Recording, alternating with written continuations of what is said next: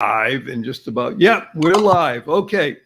Good day, beautiful, bountiful, beloved, immortal beings, and good-looking people. Now, how can I make the categorical statement that all the thousands of people who are either watching this now or who will watch this in the future are all good-looking? Because by definition, if you tuned into the marriage webinar with amazing Dr. Diane Medved and fabulous Morris Sweeney and remarkable Lori McDermott and your humble host, Barry Shore, it means you're always looking for and finding the good. That's a good-looking person, looking for and finding the good. Now, this particular webinar on marriage, I'm not going to say the year, even though you'll probably be able to guess it, because these are archived, and the people may be listening to this a century from now. I don't know how they'll be listening to it, I guess, in their sort of a little chip in their mind and said, yay, Lori's with us. The wife expert has emerged. Hello, and she'll be, yeah, okay, so we are here during the summertime in the Northern Hemisphere. And by the way, I got to tell you a quick fun story for everybody watching, especially for the panel. I have at least 14, maybe 15. Yeah, I think 15. One was on the equator, funnily enough. 14, 15 different people wrote in and say, I'm glad that you're enjoying your summertime. How about us in the Southern Hemisphere? It's winter, or it's coming into winter. So one of them, two people said, please remember that in your December, when it's your holiday, that you also include us in our holiday, because it'll be summertime. So we'll talk about holidays and vacations, okay? But the people listening worldwide, I mean, it's kind of amazing. It's very touching, actually. So again, just to introduce everybody, this is the marriage webinar. And every month, the last Wednesday of each month, we have a remarkable panel that we discuss questions that you have sent in and some of our own. And we talk about very weighty issues, because marriage is the most interesting and the most real relationship that people can have. Again, in my humble opinion, I think our panel would agree, but it's where, as they say in the outside world, the rubber meets the road, where the axe meets the tree, or whatever you want to use. So I guess we don't want to use that one. That's a sort of a non-environmentalist correct thing. But it's the point of intersection that is the most intimate, both mentally, physically, and spiritually, that exists on the planet. And it's an institution that is, in today's environment, under attack, needlessly, in my humble opinion, but it's part and parcel of a wave of, and I put this in quotation marks, but I mean it, insanity that is sweeping the world. And the insanity is added to, not attitude, even though that is true, added to because of this remarkable situation that we find ourselves in called the pandemic, the COVID.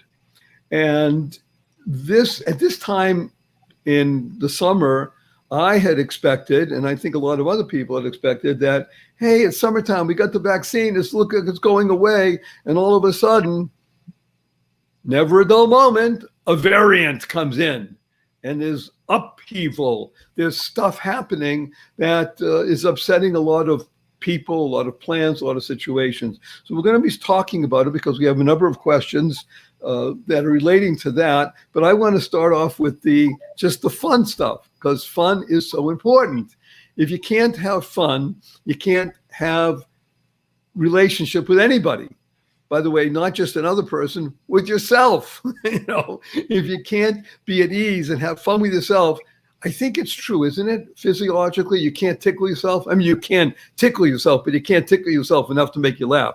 I've tried it many times. I make myself laugh anyway, but I'm just letting you know that I think physiologically they say you can't tickle yourself and make yourself laugh. So you really do need a partner. If nothing else in marriage, you need a partner to tickle you. Whether they tickle you across the room, whether they tickle you with a feather, whether they tickle you with a hand, doesn't matter. But tickling and fun go together, and that's an important aspect of living life well and having a marriage and having a good summer vacation. I think there's nothing better than a summer vacation with a lot of tickling. So I want to bring in first, one of the things that happens with summer is that it's surrounded by good music. Now, you might not like the songs that I chose, but some of the ones that I remember are this great song by Nat King Cole. And if nobody remembers it, because by the way, we have a listening audience that tends to skew under 38. Isn't that interesting? Obviously we have people over 38, but they tend to skew under 38. So people don't even know who Nat King Cole was, but look him up. But he had this great song called Roll Out Those Hazy, Lazy, Crazy Days of Summer. Those days of soda and pretzels and beer. Nine. I mean, it's just one of those songs that unfortunately you keep singing and singing like 99 cans of beer on the wall until ad nauseum and such. But there's, the summer song by Chad and Jeremy. I remember that. Frank Sinatra, the summer wind came blowing in. Okay, so summertime is just, and then there's so many Beach Boys summer songs and such. So it's all good stuff. So what I'd like to do is start off with a couple upbeat, fun questions that I think will set the tone, and then we'll have to throw in a bit of a zinger because we're going to talk about the V word. You know what that is. But we'll talk about the V word, and then we'll discuss. So let's start with one of the great questions I've had. This is probably, I think they're about 29, 30 questions all around the same. And we'll start with Dr. Diane Medved, way up there in Seattle, or actually Mercer Island, holding up the northwest part of the continent. And the question comes is, can you please tell us, for you and your family, what's your favorite spot to go to for summer vacation that's near, and your favorite spot that's far? Because I'm sure you've gone to both over the past number of decades of marriage. What's your favorite near spot and your favorite far spot? Favorite near spot, I would say, is all the parks in the Pacific Northwest, where we like to go hiking and climbing. There's innumerable parks. My favorites are on Puget Sound. I like to go to Myrtle Edwards Park, which is a walkway, a nice walk all along Puget Sound on the front of Seattle. Then it continues into Centennial Park, the walkway, and then Expedia, the company, has now just added another section. So it's quite a long walk right along Puget Sound. As far as the place that's far, my happy place is Hawaii. So wait, you can see Puget Sound when you take that particular walk. Walking along Puget Sound. You're right there. You're walking along Puget Sound. Yes. There are beaches there. You can go down. There's a little rose garden that's part of it. It's a beautiful walk, and I recommend it to anyone who comes to visit Seattle. It's absolutely gorgeous. Okay. And my favorite faraway place is Honolulu. I like Hawaii Kai. We have friends there. We've had many a Shabbat there where we've invited people, and it has a feeling of aloha. I love the colors, and particularly I love the warmth. Aloha. Very nice. I think if you're going to pick a far spot, I think Hawaii ranks high for most people, either because they have been there or they want to be there. Apparently, aloha means spiritual wind. In other words, it fits with the whole idea of Hawaii. And it does, but it also means hello. It means like shalom. Right. Peace. Giving and caring for someone else. You have a feeling of aloha where you have hospitality. And it also means hello and goodbye. So you say goodbye, aloha. You say hello, aloha. You answer the phone, aloha. Oh, get off the phone already. Aloha. Or they say in Spanish, hola, same letters, but we just turn around. Very nice. Okay. By the way, I think one of the nicest things about Hawaii, at least for me, I haven't gone a number of years now because of my situation, but just getting on the plane from wherever you are, in this case it was Los Angeles, but just getting on the plane saying, I'm going to Hawaii, all of a sudden the whole being changes, right? I mean, that happens with any idea of vacation, but Hawaii, soft sand, warm water, winds. Okay, thank you. Okay, wonderful. Maura, what is your favorite near vacation summer spot and your favorite far spot? Notice I said far and not far. Yeah, right. Well, because you say summer, I think about beaches, and I think that's what I always equate summer with. I grew up in New Jersey, and my family had a home at the Jersey Shore. So when you say near, that would be the first place that when I would think about a wonderful place for summertime, oh my gosh, the Atlantic Ocean, big sand dunes, the boardwalk. And I grew up during a time when people went to the Jersey Shore only during the summer months, and it would be closed every other month of the year. So that was wonderful. We were just there about 2 weeks ago visiting. But the new near, because we live in Florida, is Clearwater Beach. And I don't know if you know this, but Clearwater Beach has been ranked among the very, very top beaches in the country. We have soft white sand. We're right on the Gulf, and it's unlike any other beach. You go to the beach and everything is just white and clean and very still. So that's our other new near, and we love going there for walks. I don't think we're like everybody else. We go there when nobody else is at the beach. Early morning, 5 o'clock at night, 6 o'clock at night, we'll watch the sunset. But then far, I was trying to think, where have I been? And what came to mind was Croatia. And Croatia is on the Adriatic Sea. Right. You could take a lot of boat rides to various islands. And I was just thinking about Huar, Huar, and it's just big white stones, and the water is so crystal clear blue. I mean, I could just look at it and get mesmerized by it. It's gorgeous, very, very quiet, very serene. It has this feeling of history. I think they were taken over by 13 different people groups over the course of time. But that would be one of my favorite places during the warm weather. Far. Very nice. So let me ask you about Clearwater. Is Clearwater still Clearwater that you can go out, let's say about a quarter of a mile and still see down for about 2 or 3 meters or 5 meters? No.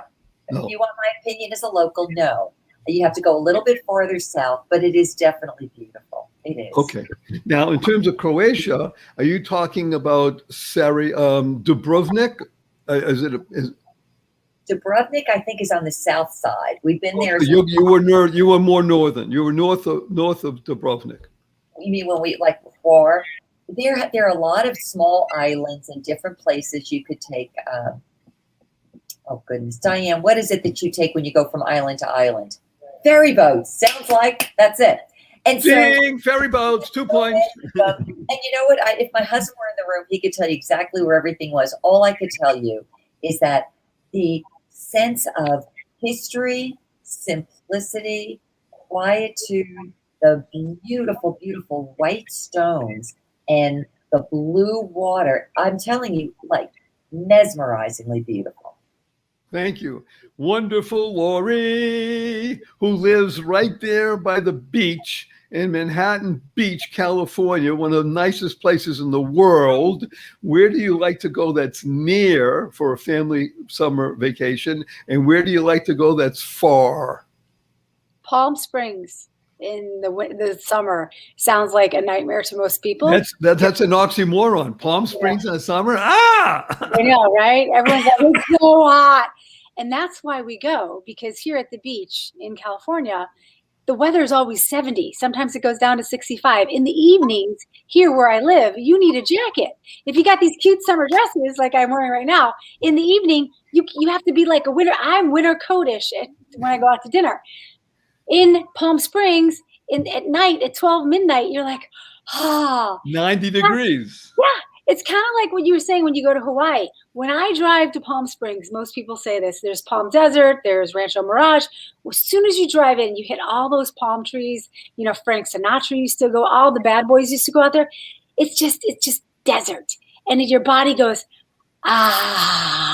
Your stress just goes right away. So I love going out there. I love going during the day. We have a plan. We go with all this food from Costco, pack up, and never leave the condo the whole week. We don't get in our car. We bring stuff for the kids to do. We go to the pool every day. We stay up till 1 or 2 or 3 in the morning, and then we sleep till noon. We do this just for our vacation. So we stay. So it's awesome. So you really never experience the total hard heat during the day with the sun.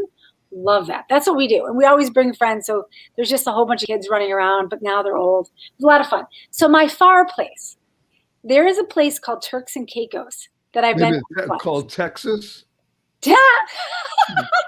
Turks and Caicos. Oh, the Turks and Caicos Islands, of course. Oh my gosh. Yes. What Maura was saying, I love looking for the perfect blue water with the whitest sand. That is my hunt when I look for places to go. And Aruba, anywhere like the Bahamas, where the Atlantis is, all those places, if you go out beyond the regular where all the commercial places are, you will find that. And I find that so soul satisfying. And Turks and Caicos is by far the nicest, prettiest sand I've ever seen. But I will tell you, as far as vacation goes, I believe we all should be taking a vacation, even if it's husbands and wives, one time for a weekend every 3 months. That's a must. You have to get out of your crap. You have to escape your home to go, oh, this is what life is like. This is, I'm so caught up in the baloney of my own life. It's just nice to see that, wow, trees, I smell the earth. I think it's really good for us to get out. Force yourself. Thank you. That is so fun. So that's why you see Palm Springs advertises itself as P.S. I love you. You know how we used to, because it's true. Now, for those who know and those who don't know, I'm going to tell you, I have recently located to the Palm Springs of Nevada, which is called Henderson. Henderson is an oasis. I live in a desert, right, Diane? I mean, I live in a desert. So I got to tell you, we've only moved here 8 weeks ago, not even actually. And so at the moment, this is our near vacation because we have in our backyard this wonderful waterfall and pond, and my wife is enjoying taking care of it as such. And I'll just tell you a little data point, which to me is so much fun. I happen to love the rain. I don't live in Seattle, so maybe I wouldn't love it as much, but I would enjoy it because I came from the East Coast, and I love the rain there and would do it often. But I really enjoy being in rain. So when we moved here to Henderson, I thought, oh my gosh, I won't see rain until February, maybe 6 months, 7 months, 8 months. No rain. I mean, in the middle of the desert. I've got to tell you, everybody's watching, thousands of people. We have had 5 rainstorms in the 6 weeks that we've been here. And I mean rainstorms. One time I was on a webinar, I was about to present, and I excused myself, and I went outside because it was the first time that we heard it. Thundering, rain coming down in big drops. I needed to go outside and make a video because it was so wonderful. I loved it. Rain in the desert. I thought, okay, thank you, dear Lord. And thank God we've had 4 more such. Just the other day we had another. It's so amazing to feel the heat of, let's say, like Palm Springs. You can feel something happening, the electricity in the air, like in Hawaii, by the way, right, Diane? You can feel like when the storm's coming. It's beautiful all the time. The storm's coming, and then boom, lightning and rain. Now here, of course, rain for maybe 20 minutes, but still in all, it's absolutely lovely and such. So, wow, thank you. What an interesting range of places and such. And yes, I quite agree with you, Lori, that getting away every so frequently is an important aspect of smelling the trees and to tasting real life. Okay, great. So now let's go to another wonderful question. Again, this is really more upbeat than our usual ones. It's wonderful. And I'd like you to put your thinking caps on, please, kids. What is the funniest event that has happened in the past 5 years when you went on vacation? We'll call it 5 years BC. So BC means before COVID. We're going to have to come up with an AD after this thing is over. But for a moment, BC is in the past 5 years, going away for vacation. What was one of the funniest things that happened for you, somebody in the family that you can remember and that you can tell about? Diane? Well, I don't laughing already. Good. We always have fun times and laugh a lot, but I can't say we've had a funny occasion, except I was thinking the last time we went on a vacation was in February 2019, just on the cusp of COVID. And we went to Hawaii and rented a condo, just a B&B kind of condo. And it wasn't B&B, it was just an Airbnb. And it was managed by someone else. And one day we came back and we couldn't get into the condo. And staying with us was Michael and my husband and myself, our daughter, her husband, no, that's wrong, my son and my daughter-in-law, and 2 children, 2 little girls. And with all these kids that were staying in this little condo, we couldn't get in. And of course, we called the manager and he said, oh, well, you just can't open the door. You're having problems. You're just an idiot. So he comes over. It takes him about half hour, gets over there, tries to open the door, can't open the door.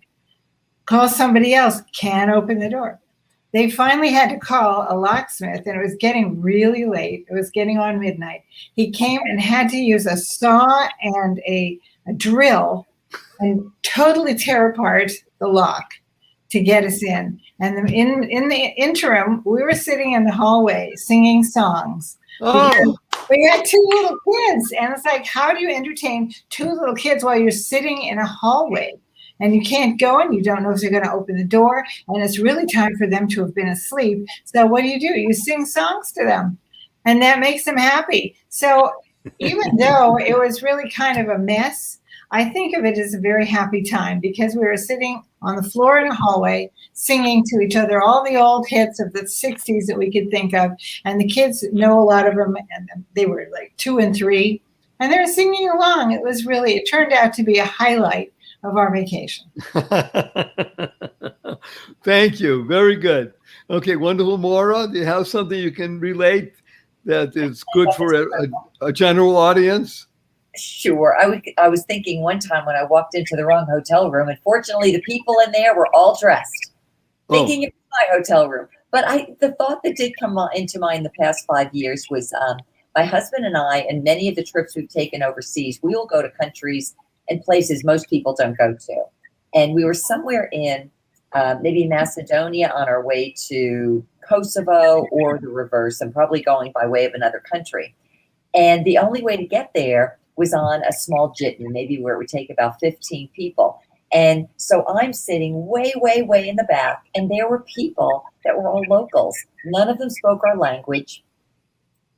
They were, some of them brought their sandwiches along, and we love this kind of travel because we enjoy getting together with everybody. My husband was sitting somewhere else, but here I was in the very back. We're all sweating. It's super hot. There are people that are, speaking in Russian and all these other languages, and they're wondering, who are these 2 people that showed up that are speaking English? And we didn't understand one word anybody said, but we all had a really fun time. Just as Diane's saying, it's that idea, you find yourself in a place you don't expect, but you find ways to have fun together. And it was good. It was great. And I have a picture to memorialize it too. So this is really nice that it's the unexpected, you see, that creates the situation. Because if everything is planned out, by the way, there are people, I don't know, I have never met them in my life. They actually plan vacations. We'll talk about that a little bit later. It's I find that quite interesting. That's another story. Okay, wonderful, Lori. Do you have your funniest event of the past 5 years on a vacation? I have a really bad memory, but I do remember one. I try to get away with my kids one by one, I call it an adventure with mom. So I was taking my oldest to go to, because he doesn't like spending time with me because he's too old.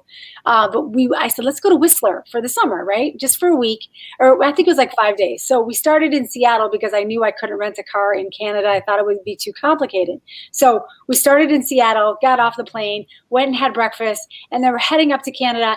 There was nobody there. It was just before COVID. And we cross over the border, and just like the whole transition, we're leaving the country, and we're free people, and we cross over the border, and we're like, this is great. Do we see anything different? Something was different, and we couldn't figure out what it was, but it was quiet. And we're like, why is it so quiet? And then my son went to make a phone call, and he goes, Mom, something's wrong with my phone. And I'm like, I forgot to check cell service. So we didn't have cell phone service the whole time I was there. And that was it was really cool because, he and I are constantly checking our phones, and we didn't have our phones. And together we had 5 days of no phones. And I would email my husband saying, we're fine, we're surviving. I wasn't able to take, I couldn't communicate with anyone, but it was. You mean you actually have 5 days of two people together without phones? Yeah. Ah! That's funny. Isn't that funny? No, that's very funny, because you could have treated it in a way of, no phone. No, it's an adventure. Yeah, but what was so interesting, though, is we both noticed how quiet it got once we crossed the border. So as much as you look at your phone and you say your phone doesn't make noise, it does. So this is very important, the word you just used, quiet, because what's one of the interesting benefits about a vacation? I would think on some level that you do want some quiet. I'm sure that people that are looking to not have quiet, that say, let's go to Six Flags Magic Mountain and, ride the roller coaster for the next 6 hours, which is not what you call quiet. But most of the time people go on vacation, like they go camping or this, or wherever you go, and it tends to be some quiet because you don't have the hubbub of everyday life, right? Isn't that part of vacating your actual space to be able to come to another space and go with the flow, as it were? Isn't that a beautiful part of summer vacation, is to have adventure without planning for an adventure, to see how things materialize, like sitting in a hallway singing songs. The kids will remember that. That's a great thing. It's like tickling yourself. I mean, I sit in hallways and sing, and people come on and say, ooh, is that nutty guy? Okay. So, but that's a different story. So this is really wonderful. Okay, we're going to take a little bit of a tack right now, as those people who know how to sail. It's little sailboats. And we're going to go into the V word. The V word, of course, is vaccine. Alert. Here's a question. This actually was brought forward by a friend of Diane's. We actually had a couple of questions that were similar to it, but it's great that Diane's friend brought this out. What do we do in a family setting where, let's take it as the more complex case. You have your family and you're traveling with another family, probably most likely relatives, let's say, because that happens a lot, right? Family get together, extended family. And guess what? One part of the family has not had vaccines. They're not vaccinated. Another part is. Do you ask that before you go? Do you ask the V question before you leave? And if you didn't, and you find out when you're together, what do you do? Is there a sensitive way of discussing the issue, and in the immediate context and in the broader context? Meaning, what's the right thing to do right now? Diane, you're up, kid. This is such a divisive question, because people who are vaccinated know that it is the right thing to do. People who are not vaccinated, for some reason, seem to think that it's also the right thing not to do. And there's no middle ground. Right. And that is a big problem.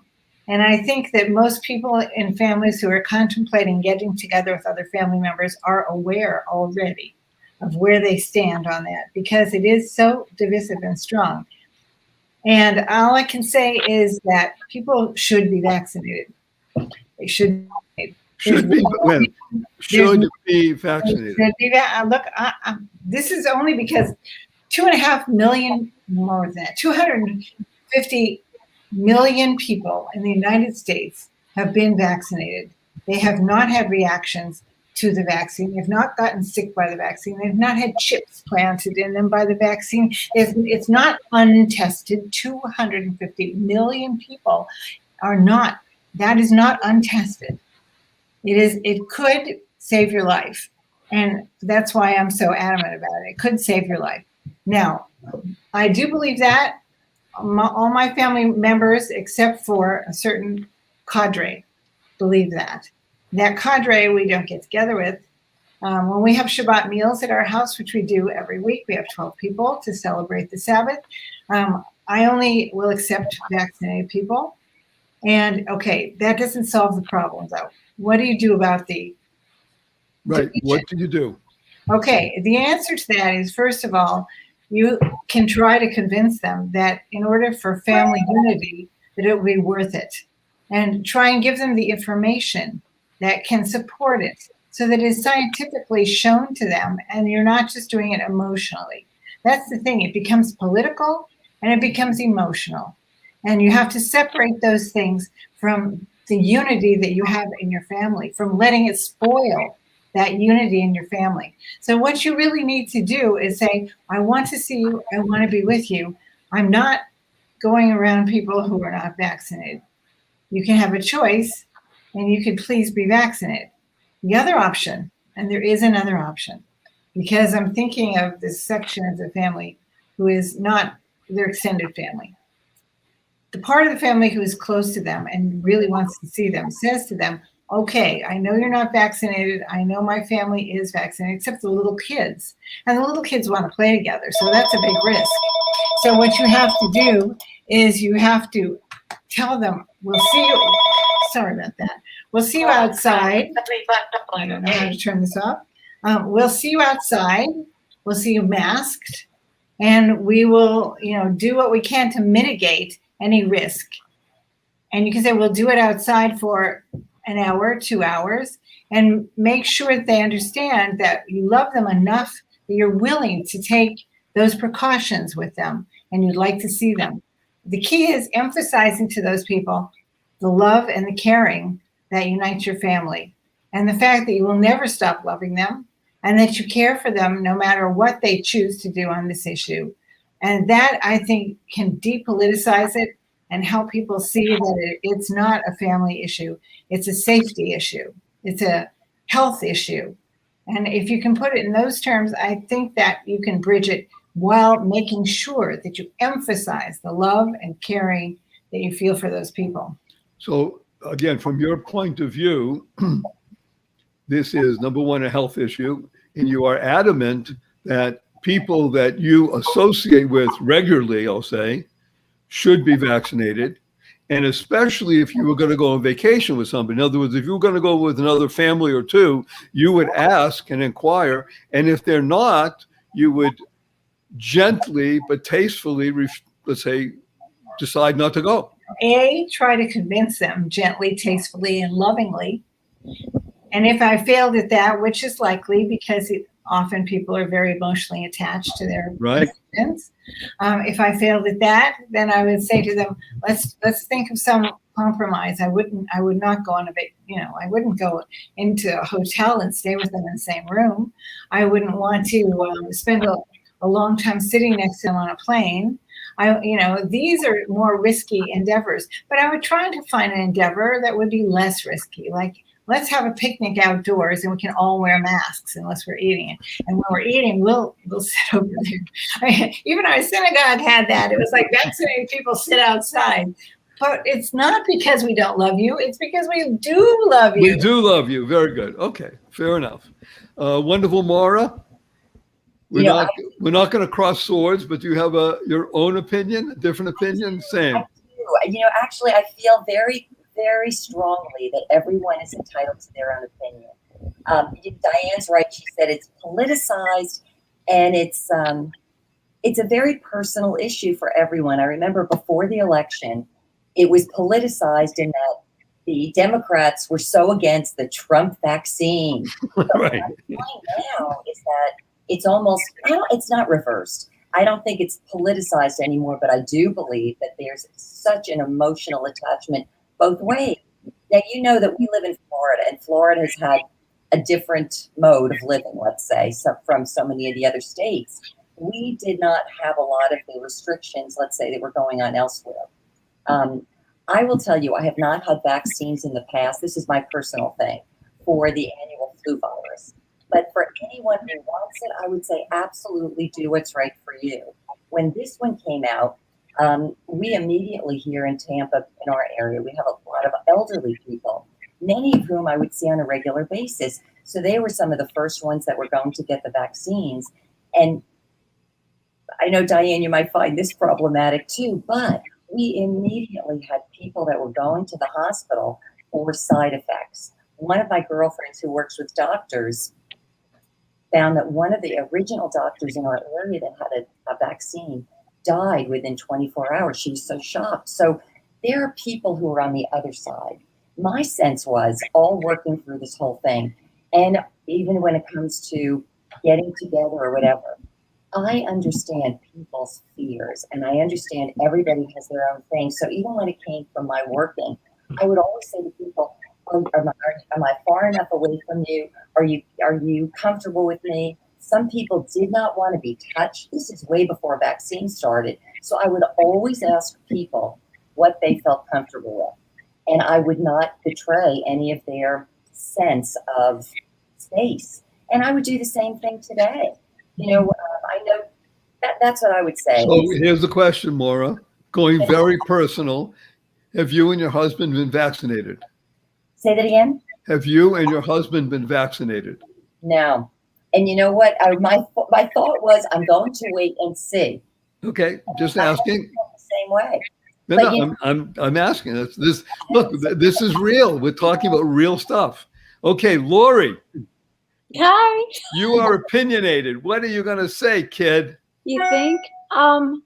So I have been, you know, we here in the house talk about getting vaccinated. I'm a big believer in vaccines. And when my girlfriends who don't get their kids vaccinated for the measles, the mumps, and all those things, her attitude was, well, why should I put my kids at risk when everyone else has a vaccine so my kids won't get it?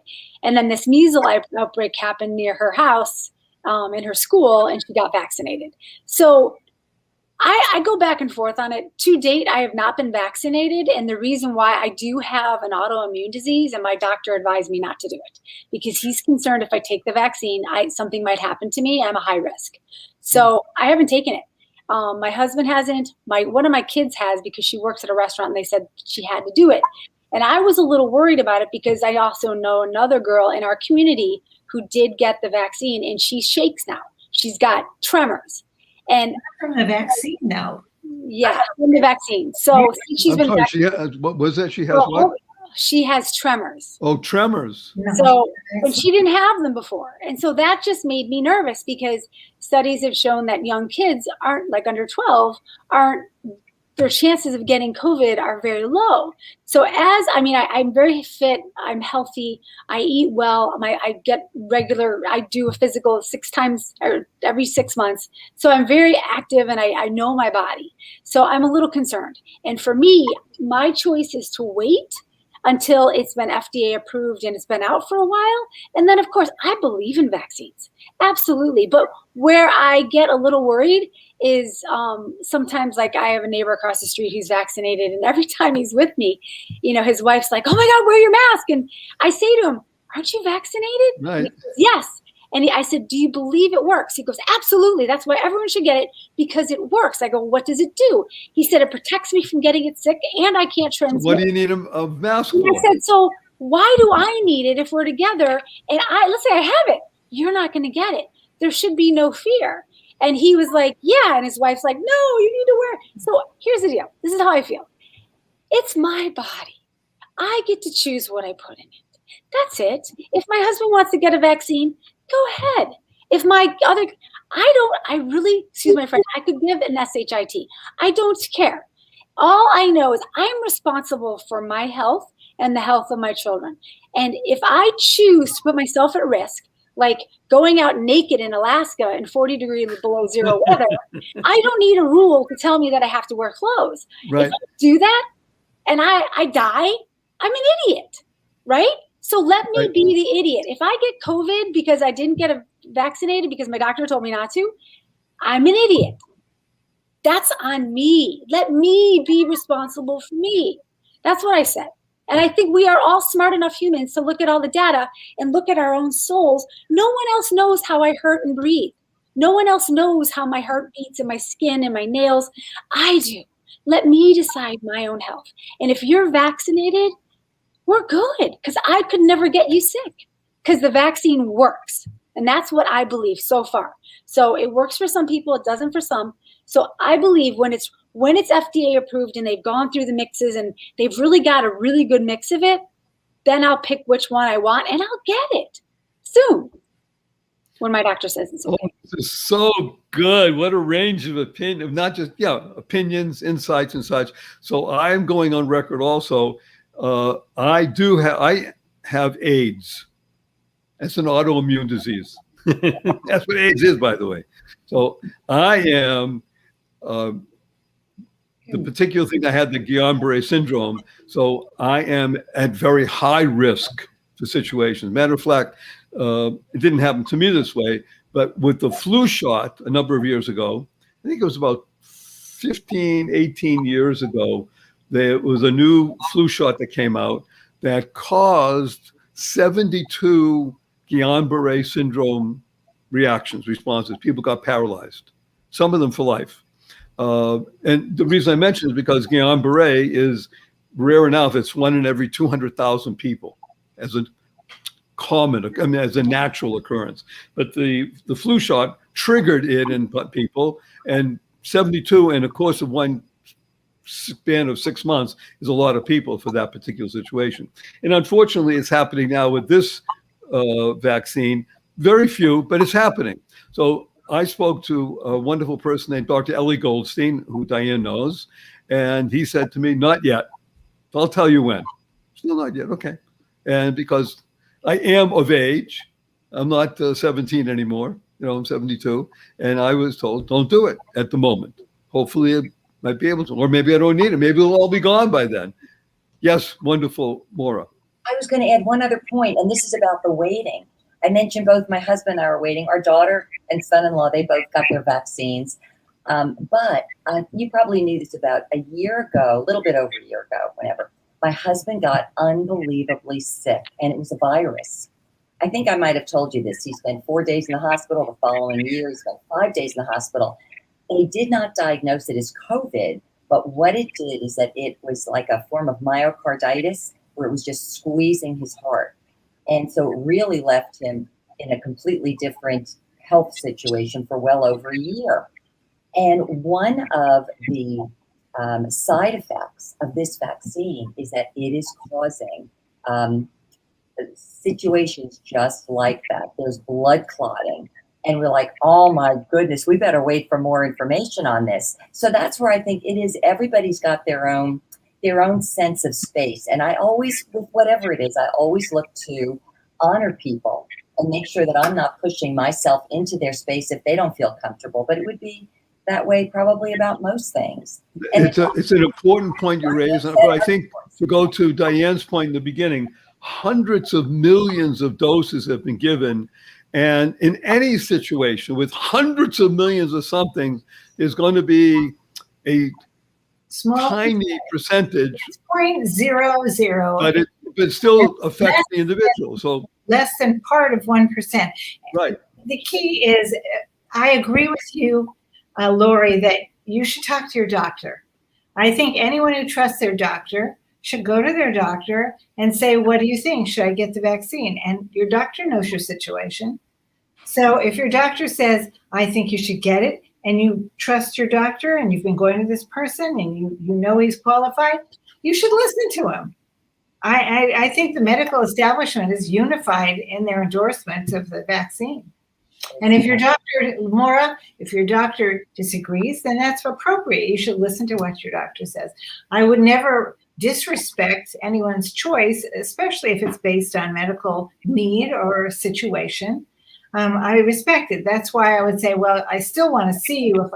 If I love you, I still want to see you, even if you're not vaccinated. But let's make it a way that we can both be comfortable. Exactly. Right. I would agree. Yay, we still love everybody. Again, we're doing this. Notice, by the way, that none of us were saying any of this from a political perspective. I think it's really important.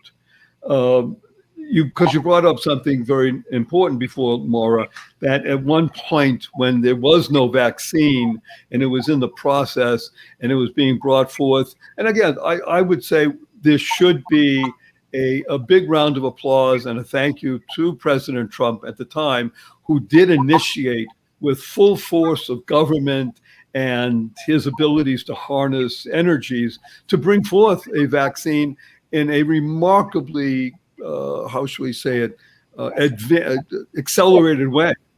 Because it probably would not have been done except because of and I say this with love, a crazy man. In other words, you needed somebody who was used to directing hundreds of people to do something because he said so. We're going to build this building. We're going to do this. He knows how to get things done. He did it. If it wasn't for his initiation, we wouldn't be where we are today with the ability to have and distribute hundreds of millions of doses of a vaccine that has been proven effective and that the world would love to have. Imagine living in India. I mean, I happen to read a lot of international news. India, it's terrifying. And in addition to everything else, they burn bodies there. They cremate. So it actually compounds a problem because you have people being cremated and the ashes going. That's just India. Africa, most of Africa doesn't have access to vaccines, even if they wanted it. Indonesia is a vast array of thousands of islands with 230 million people, and fewer than 3% of the people are vaccinated. If they wanted to, they couldn't. Right. I mean, we live in a country where at least you have the ability to choose. It's so amazing. Talk about have. So it's important. But I say bravo to everybody here that nobody took a stand and say, well, I'm not doing it because of this, or I am doing it because of that. And there's a care and a concern for each and every one of us. And again, hey, it's summertime. We're talking about vacation. Remember, funniest thing to happen? Tickle yourself. Okay, let's go. We're going to go with another fun question on summer holidays. So that was the V issue. We had to address it, and we'll probably do it another time also.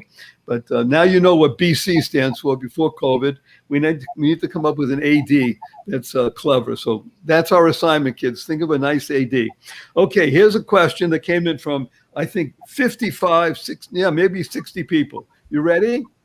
When it comes to summer vacations, do you plan it or do you wing it?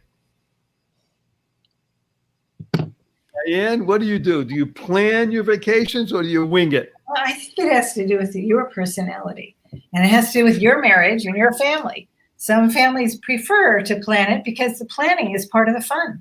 The planning's the anticipation. The planning gets them there before they even leave their house. They look at all the brochures and they choose which hotel and they figure out where they want to go. And that's as much fun almost as actually going there. And the anticipation increases the joy of the vacation. So if you're with that kind of person, or you are that kind of person, that's what you should do. As far as winging it, maybe that's the other kind of person who wants to go someplace and not have any pressure to be one place or another, and wants to relax or wants to see what there is and then decide what to do. And you can do a little of each. You can choose a location to go. Right, but that's the easy way out. Right. But you're mostly a planner. So it depends, I think, on knowing your partner, knowing yourself, and deciding what would give you the most pleasure for your summer. Okay, so for you and your partner, are you planners more than wingers? We're pretty much planners because we don't go on vacations unless my husband has a speech there. Okay, wonderful, Maura. Are you planners or wingers? Probably both. Oh, that's... My husband can get you around the world on a dime. He could get you from place to place. He knows every which way to get anywhere he wants to go. So what he'll do is he will set up a structure for something, but then so much within it is open for us to explore, experience, check out things as we go along. But most people don't travel the way we do. We just happen to like maybe some of the more exotic places. I had one thought that I wanted to share with this question. And I was reminded of it where my mother-in-law and father-in-law used to treat the family, the extended family, every year to a cruise. My mother-in-law, everything was planned. I guess that's who my husband took after. But on the cruise, I thought, what an interesting dynamic it was for a group of people, because You go on a cruise, everybody's got their room. There's things to do all day long, so you could do everything or nothing. But every evening comes 6 o'clock, we were all sitting at the same dining table. And then after that, we all went to see a show. So it was one of those group environments where everyone of different persuasions got a chance to enjoy themselves. And I thought that was kind of a neat way of doing things, where you have the general parameter, everybody had their freedom, but everybody knew when it was time to get together. And that was kind of good, because then we all had the time that we could say these were our common memories. So you went on a cruise almost every year? We did that for several years with my mother-in-law and father-in-law. And mostly on the Greek islands? No, it was usually to the Caribbean. I remember once we went up to Alaska, but I think Caribbean was kind of like the favorite place. And then where else did we go? A couple of other places, but not to the Greek Isles. Okay, very good. Lori, are you a planner or a winger? Both. So it depends what we're doing. Sorry, it depends what we're doing. So if we go to like a big city, it's a plan thing, because I can't bring everyone there and go, what do you want to do? Because everyone will fight what they want to do. We have to kind of figure out, like, well, what do you want? Most of my kids don't know what they want. So this is what we're doing. But I personally have gone on vacation with people. Like, I used to be a travel writer, and I would go to locations, and everything was planned out. And I loved it, because I knew I was doing what I was doing, and I knew when I had free time. The cruise thing, what Maura is talking about, is just unbelievable, because then you say to your people, go do your own thing, meet me back here at 6 o'clock. Great. Everyone can do their own thing. I love that. Where we don't have a lot of plans is when we go to the beach, because there isn't much to do. And if we do go to an all-inclusive, everyone can go their own way. And again, it's like dinners at this time. But I will tell you, when I really like to be free is I was just in Denver this weekend, and I was there because my husband had a work thing, and I took my son, and we didn't have a lot of plans. But what we did find is outside all of the hotels are scooters that you can rent by the minute. And so he and I jumped on scooters, and we went everywhere. We went out, we got this place, and we jumped off and went in here. We did where we ended up. We just were free. And it was wonderful, because then that's an adventure. Right. And wherever you see, you can explore. Outstanding. So I'll just add, I am the ultimate winger. And my wife is the exact opposite. So, and she rules. So what do you do? Sorry? Yeah. What do you do if you're having this difference? What do I do? Yeah. What do you do with Naomi? So let's say we go someplace. Well, I'll give you an example. When we used to go to Thailand. So we would go to Thailand because that's where our family is. So we put our bags down, go there, put the bags down, and I would say, bye, I'll see you in a couple days, and just go exploring. And that was in a place where my wife didn't go with me, but she went the first time because she didn't want me to get really too lost, because where I went, most people didn't speak English. And because I would go back in back places. But, and it was very funny. I'll just say one quick story. So my wife is Thai. We went to Thailand. We ended up in places because I told her I just wanted to go back and explore things. We went to a part of the country where they couldn't understand her Thai. It's as if we went, have you ever been to Alabama? I mean, really deep in Alabama, and try to communicate with somebody? I'm telling you, we both speak English, but I had to really listen to understand. And I didn't want to be rude, but I was being rude because I said, could you please repeat that? They looked at me like, are you an idiot? They couldn't understand my wife's Thai. So we were actually lost. It was wonderful. Somebody came on and said, oh, she's really saying this. So I'll just tell you another quick story just happened the other day. So my wife is here in the supermarket. I mean, my wife is very Thai. But unless you know Thai people, you won't know. I mean, Diane knows.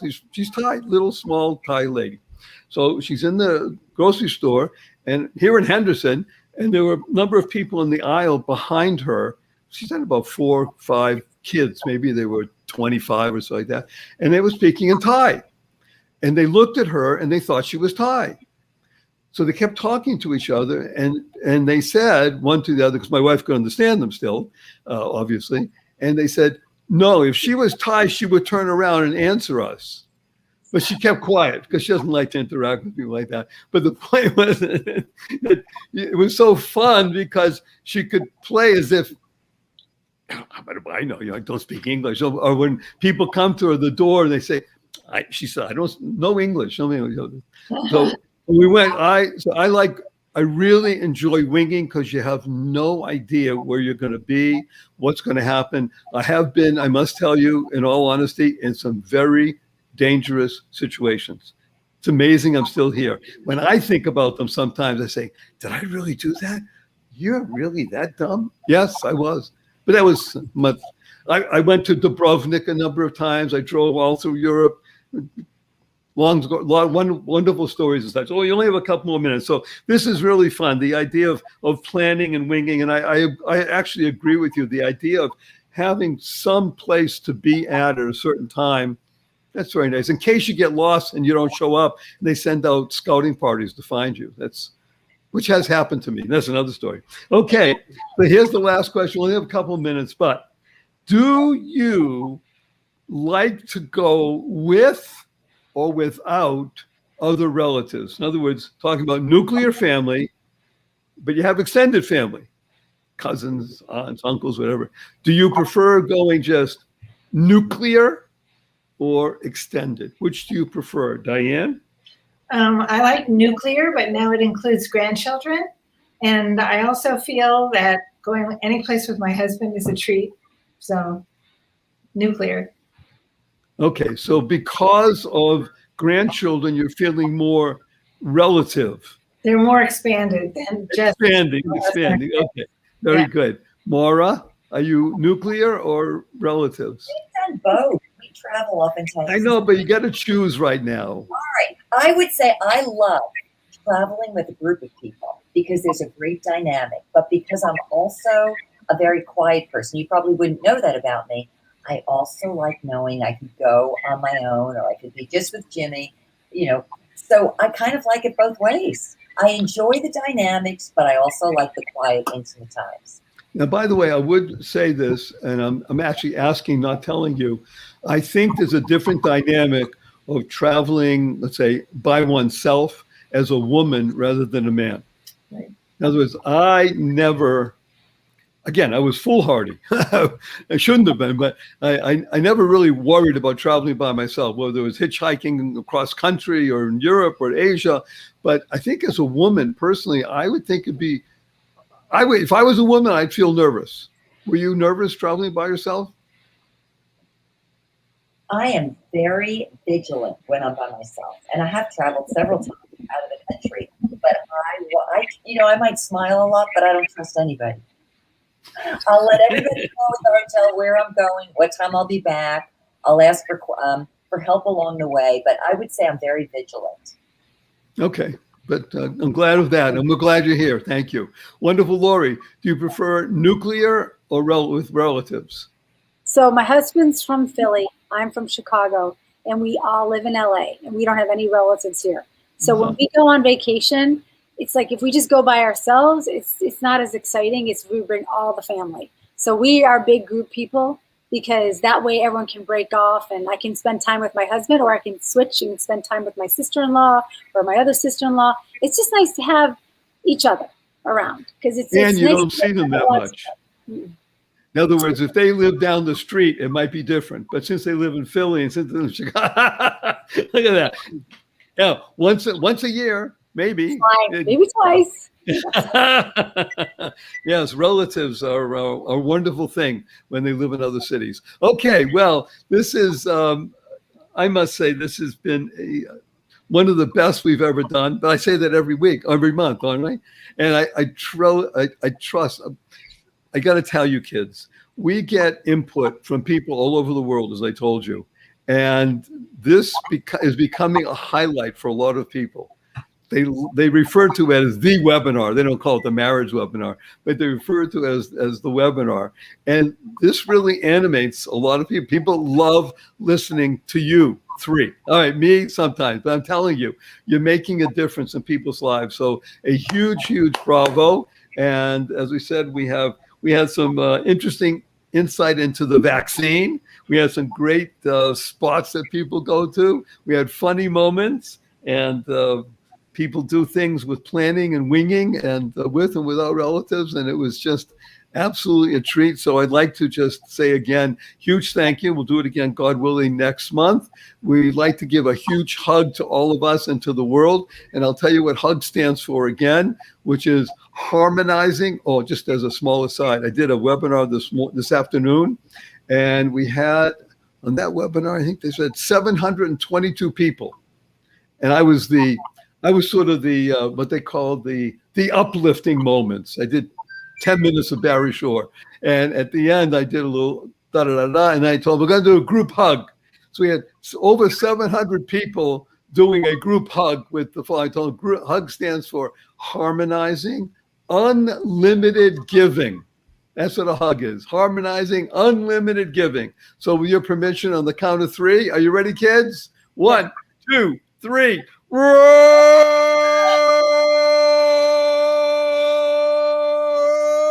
And nobody has to worry about being vaccinated or not. That's how wonderful it is. And our blessing is go forth, live exuberantly, spread the seeds of joy, happiness, peace, and love. Goodbye, kids. Thank you so much. Bye, you guys. Good seeing you. Bye. That was wonderful. Thank you. Bye. Bye.